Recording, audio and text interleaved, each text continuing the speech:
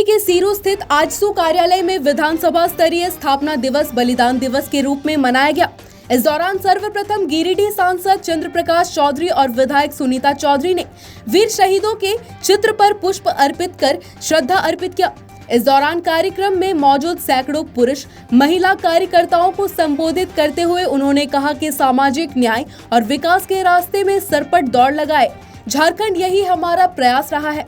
आगे कहा कि वर्तमान में राज्य में ऐसे लोगों की सरकार चल रही है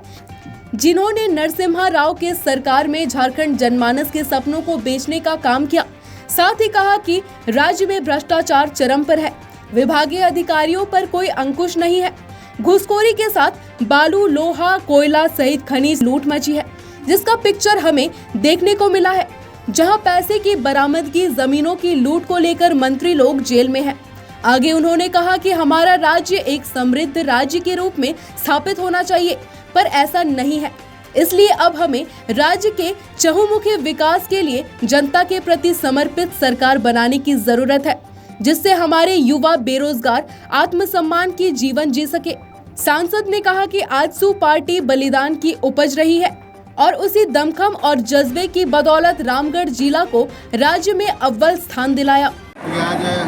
22 जून है और पार्टी का स्थापना दिवस बलिदान दिवस के रूप में आज हम लोग पूरे झारखंड में हर विधानसभा क्षेत्र में हम लोग इस कार्यक्रम का आयोजित किया और हर वर्ष हम लोग याद करते हैं जो झारखंड के शहीद हमारे हैं और झारखंड के आंदोलनकारी जो हमारे अग्रज हैं, पूर्वज हैं, उनको हम लोग हर वर्ष याद करते हैं। और झारखंड के आंदोलन में जो योगदान पूर्वजों का रहा है, कई के लोग शहीद हुए, कई युवा हमारे शहीद हुए, वैसे लोगों को हर वर्ष हम लोग याद करते हैं और आने वाले युवा पीढ़ी को हम लोग याद दिलाते हैं कि झारखंड राज्य जो हम लोगों को मिला है लंबे संघर्ष के बाद मिला, बलिदानी के बाद मिला, इसलिए हम लोग इसे बलिदान दिवस के रूप में भी मनाते हैं और राज्य के बारे में भी हम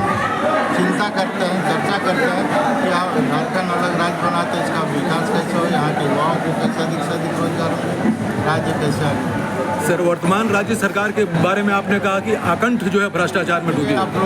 लोग देख ही रहे हैं कि जिस प्रकार से हेमंत सोरेन मुख्यमंत्री जेल में है और आलमगीर आलम जेल में है, कई अधिकारी जेल में और कई लोग अभी जेल जाने वाले भी, क्योंकि जितना भ्रष्टाचार हेमंत सोरेन के नेतृत्व में हुआ और राज्य अलग होने के बाद ही जो अभी चुनाव हुआ हम लोगों के बीच में 2019 में जब मुख्यमंत्री बने, यहाँ के युवाओं को बरगलाया गया, यहाँ की महिलाओं को बरगलाया गया, यहाँ के किसानों को बरगलाया गया और सत्ता में और सत्ता में आने के बाद झारखंड के संसाधन को इस प्रकार लोहा, कोयला, बालू, पत्थर,